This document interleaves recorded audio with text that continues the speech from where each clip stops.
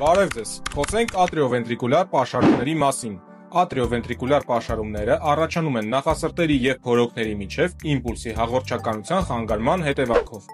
Այդ խանգարումները կարող են լինել մասնակի, այսինքն նախասրտերից դեպի փորոքներ իմպուլսի անցումը դանդաղած է, և լրիվ, այսինքն նախասրտերից դեպի փորոքներ իմպուլսը չի հաղորդվում։ Ատրիովենտրիկուլար պաշարումները կարող են լինել մշտական և ժամանակավոր։ Ժամանակավոր ատրիովենտրիկուլար պաշարման պատճառներն են դիգոքսինային թունավորումը, սուր միոկարդիտը,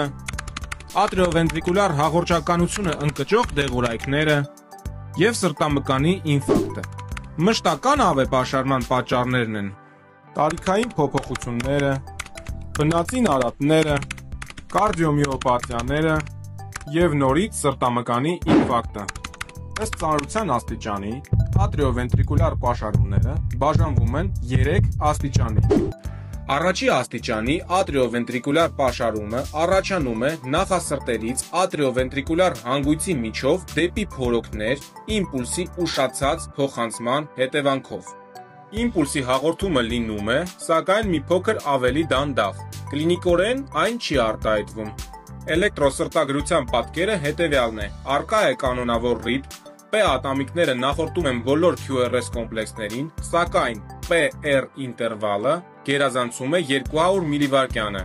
Երկրորդ աստիճանի ատրիովենտրիկուլար պաշարումը բաժանվում է 2 ենթադասի՝ MOBITS 1 և MOBITS 2։ MOBITS 1 տեսակի ատրիովենտրիկուլար պաշարման դեպքում սինուսային հանգույցից ծագած յուրաքանչյուր հաջորդ իմպուլս նախորդ իմպուլսից ավելի ուշ է հաղորդվում, այսինքն առաջանում է իմպուլսների փոխանցման աստիճանական ուշացում, որը տևում է մինչև իմպուլսի փոխանցման պաշարումը։ Այս վիճակը սովորաբար անախտանիշ է, սակայն հնարավոր է նվազած արտամղման ծավալի պատճառով առաջանան ախտանիշներ, օրինակ հիպոտենզիա և հետևաբար գլխապտույտ և թուլություն։ Էլեկտրոսրտագրության պատկերը հետևյալն է. PR ինտերվալը աստիճանաբար երկարում է և ի վերջո P ատամիկին չի հաջորդում QRS համալիր, այսինքն առաջանում է QRS կոմպլեքսի արտանկում։ MOBITS 2 տեսակի ատրիովենտրիկուլար պաշարումը ավելի հազվադեպ է, քան MOBITS 1 տեսակի պաշարումը, սակայն այն ավելի վտանգավոր է։ Այս պաշարման դեպքում իմպուլսի հաղորդումը ժամանակ առ ժամանակ հանկարծակի դադարում է։ Էլեկտրոսրտագրության պատկերը հետևյալն է. PR ինտերվալները կամ հաստատուն երկարած են, կամ հաստատուն բնականում, և դրանից հետո P ատամիկին չի հաջորդում QRS կոմպլեքս, այսինքն տեղի է ունենում QRS կոմպլեքսի արտանկում։ 75% դեպքերում հաղորդչականության պաշարումը տեղակայված է հիսի խրձից դիստալ և ուղեկցվում է հիսի խրձի ոտիկներից մեկի պաշարման կամ բիֆասցիկուլար պաշարումներով, որը էլեկտրոսրտագրության վրա դրսևորվում է լայն QRS կոմպլեքսներով, նրանց տևողությունը գերազանցում է 120 մվթ-ը։ Մնացած 25% դեպքերում պաշարումը տեղակայված է հիսի խրձի սահմաններում, և QRS կոմպլեքսները լայնացած չեն։ Երրորդ աստիճանի ատրիովենտրիկուլար պաշարումը կոչվում է նաև լրիվ պաշարում։ Այս իրավիճակում նախասրտերում ծագած իմպուլսները չեն փոխանցվում փորոքներին։ Նախասրտերը և փորոքները գործում են միմյանցից անկախ։